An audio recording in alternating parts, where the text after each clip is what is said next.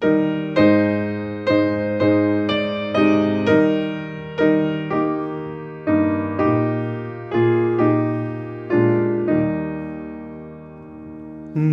주의 도움 받고자 주 예수님께 빕니다. 그 구원 허락하시사 날 받아주소서.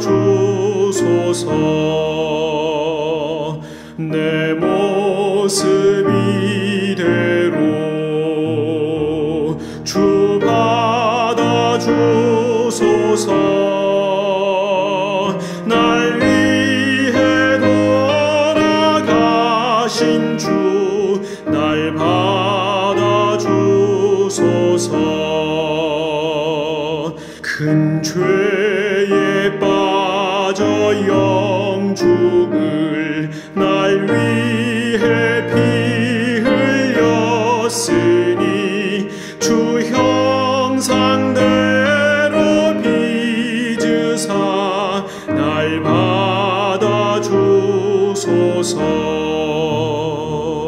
내 모습 이대로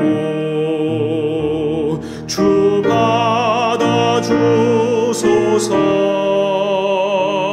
날 위해 돌아가신 주 날 받아주소서. 내 힘과 결심 약하여 늘 깨어지기 쉬우니 주 이름으로 구원해 날 받아주소서. 내 모습 이대로 주 받아주소서. 날 위해 돌아가신 주 날 받아주소서.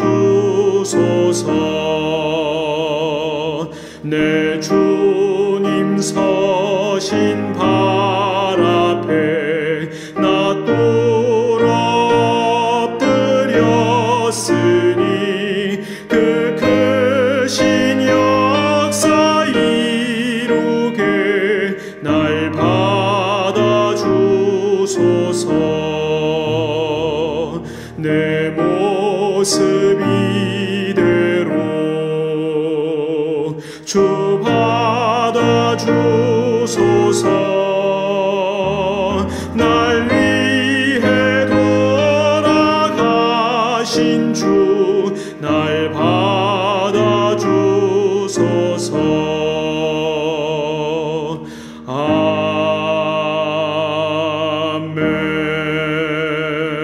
아멘. 나는 부르짖어보라. 내게 응답할 자가 있겠느냐? 거룩한 자 중에 네가 누구에게로 향하겠느냐? 분노가 미련한 자를 죽이고 시기가 어리석은 자를 멸하느니라. 내가 미련한 자가 뿌리 내리는 것을 보고 그의 집을 당장에 저주하였노라. 그의 자식들은 구원에서 멀고 성문에서 억눌리나 구하는 자가 없으며 그가 추수한 것은 줄인 자가 먹되 덫에 걸린 것도 빼앗으며 올무가 그의 재산을 향하여 입을 벌리느니라. 재난은 티끌에서 일어난 것이 아니며 고생은 흙에서 나는 것이 아니니라. 사람은 고생을 위하여 났으니 불꽃이 위로 날아가는 것 같으니라. 나라면 하나님을 찾겠고 내 일을 하나님께 의탁하리라.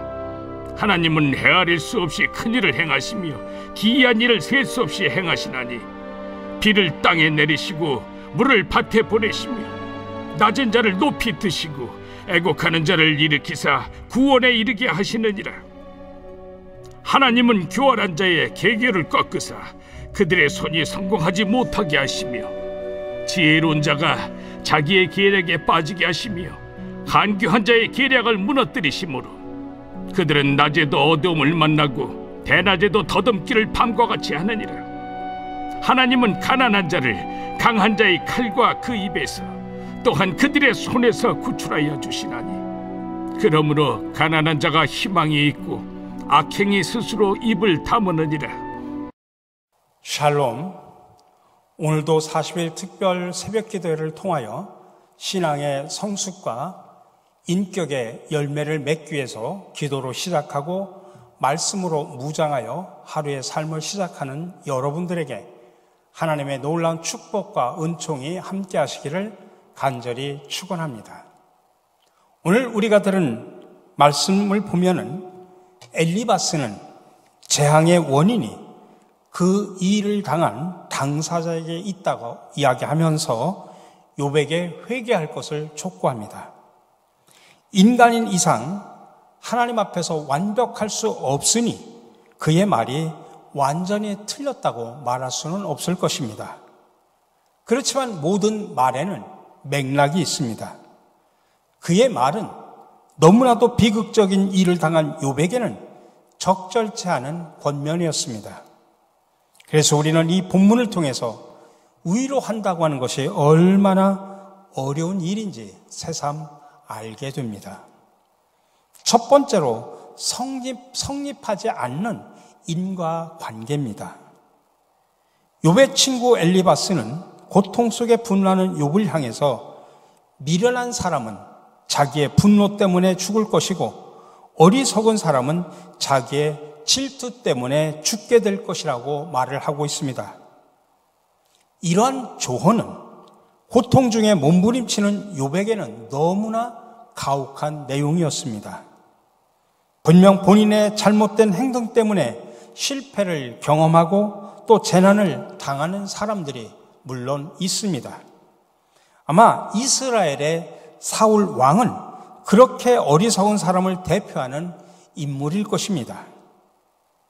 이처럼 우리가 경험하는 많은 실패와 고통의 원인이 우리 자신이 저지른 잘못된 선택과 행동의 결과인 경우도 있습니다.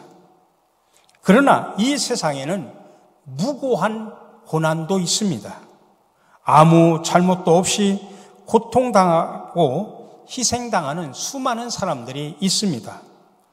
그래서 우리는 그들에게 책임을 물어서는 안 됩니다. 회개를 촉구할 수도 없습니다.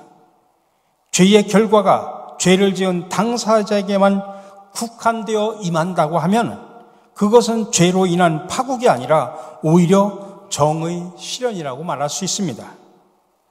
죄가 무서운 이유는 아무 잘못 없는 사람에게까지 그 악한 영향이 미치기 때문입니다. 두 번째로 이웃을 위한 기도입니다. 엘리바스는 고난당하는 욥에게 만약 자신이 욥이라면 하나님을 찾고 자신의 일을 의탁하겠다고 말하고 있습니다. 하나님께 의탁하라고 하는 권면은 자신의 존재적 한계를 인정하고 하나님만이 절대적 위로자이심을 고백하는 사람이 건넬 수 있는 최고의 위로입니다. 그러나 8절 이후에 이어진 엘리바스의 권면을 우리가 자세히 살펴보면 그의 말 속에 욥을 향한 은근한 비난이 담겨 있음을 알 수 있습니다. 하나님은 교활한 자의 계교를 꺾으셔서 그들이 성공하지 못하게 하신다고 하는 그런 12절의 말씀은 욥이 바로 그런 자라는 말과 다름없습니다. 미련한 자식들 운운한 앞선 구절은 모든 자녀를 한꺼번에 잃은 욥에게는 더욱더 큰 상처가 되는 말이었습니다. 엘리바스에게 악한 의도가 있었다고 우리가 단정할 수는 없지만 그에게 선한 의도가 있었다 한들 사려 깊지 못한 그의 말은 날카로운 창에 대해서 욥의 마음을 찔렀던 것입니다.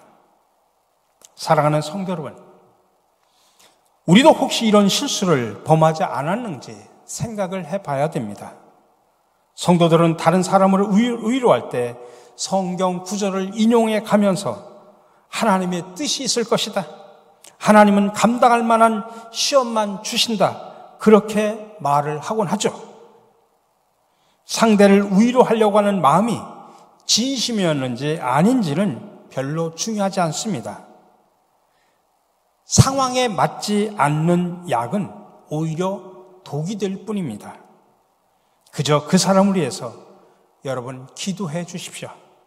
남에게 하나님을 의지하라고 권면하기 전에 우리 자신부터 이웃을 위해 기도하고 하나님께 고통당하는 그 사람을 의탁할 수 있어야 됩니다.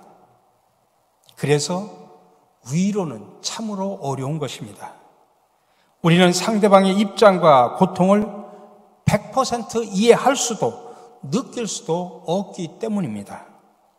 하나님의 속성을 잘 안다고 해서, 의롭고 지혜롭다고 해서 이웃을 잘 위로하는 것은 결코 아닙니다.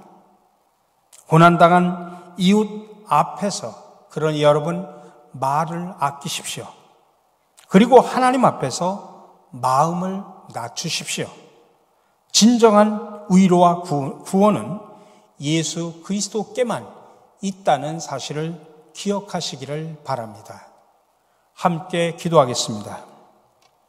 사랑하는 주님, 오늘도 저희들 깨워 주님과 친밀한 교제를 나누며 하루를 시작하게 하시니 참으로 감사를 드립니다. 우리 주변에는 힘들고 아파하고 고난당하는 사람들이 참으로 많이 있습니다. 그들을 위해 우리가 위로를 하기보다 먼저 그들에게 기도하게 하여 주시옵소서. 내가 생각하기에는 정말 정확한 하나님의 말씀이라고 할지라도 오히려 그게 사람들에게 상처가 될 수 있다는 사실을 기억하면서 우리가 위로의 말을 쉽게 내뱉기 전에 먼저 그를 위해서 하나님의 놀라운 은혜와 자비가 임하기를 구하면서 기도할 수 있는 지혜를 저희들에게 허락하여 주시옵소서. 섣부른 위로가 오히려 당사자들에게 상처가 될 수 있다는 사실을 늘 기억하며 살아갈 수 있도록 인도하여 주시옵소서. 오늘도 세상에 흩어져 삶의 자리 속에서 살아갑니다. 그 속에서 많은 사람들에게 거룩한 영향력을 끼치는 복된 하루, 또 승리하는 복된 하루가 될 수 있도록 저희들을 인도하여 주시옵소서. 이 모든 말씀 예수 그리스도의 이름으로 기도드립니다. 아멘. 자, 오늘 새벽에도 여러분들 각자의 기도의 제목을 가지고 이 자리에 나오셨습니다. 여러분, 하나님 앞에 여러분들의 무거운 짐, 여러분의 많은 아픔들 아뢰시기를 바랍니다. 그리고 여러분들의 비전과 소원을 하나님 앞에 아뢰시기를 바랍니다.